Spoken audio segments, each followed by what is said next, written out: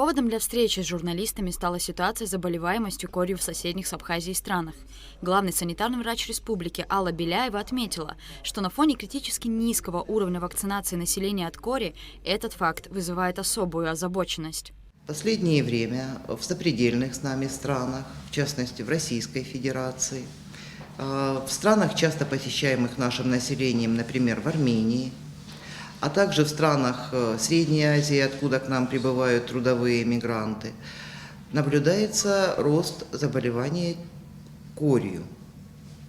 Корь – это детская инфекция, высоко заразная, и рано или поздно к нам все-таки ее привезут. Больной человек может не знать, что он болеет первые 10 дней, то есть инкубационный период данного заболевания 14 дней. И только после проявления первых симптомов заболевания и до них 2 дня человек является заразным для окружающих, но не знает, что он был носителем.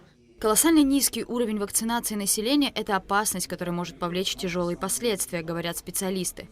Коллективный иммунитет, эффективнее всего достигаемый благодаря вакцинации, косвенно защищает от многих инфекционных заболеваний. Брать, если в статистический 22 год родилось в Абхазии 787 детей, из них по календарю, по возрасту вакцинировано только 20 детей. Что касается охвата, да, он снизился. Сейчас составляет он порядка 10% всего лишь, а нужно, чтобы было не менее 95%. Вот. Эта тенденция уже последние несколько лет идет, то есть динамика снижается. Важно понимать, что корь – очень заразная инфекция, одна из самых контагиозных, передающихся воздушно-капельным путем. При контакте с инфицированным человеком до 90% из его окружения заразятся, если они не вакцинированы. А невакцинированные дети раннего возраста подвергаются самому высокому риску развития осложнений. Осложнениями могут быть такие диагнозы, это как отит, это пневмония, бронхит, ларингит. Но, к сожалению, самое ужасное, что данные заболевания детей первых лет жизни до 5 лет может привести к летальному исходу. Спикеры обратились к населению Абхазии с призывом не бояться вакцинации, в особенности не верить своеобразным теориям заговора, распространяемым в социальных сетях.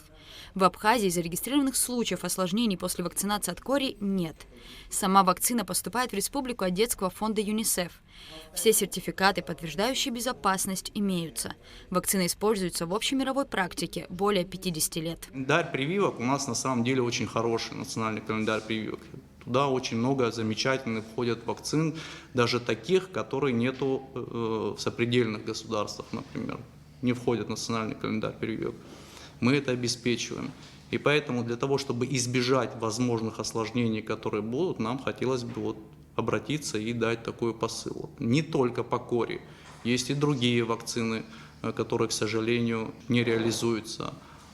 Их достаточно на территории страны, есть и запасы, но, к сожалению, они не используются.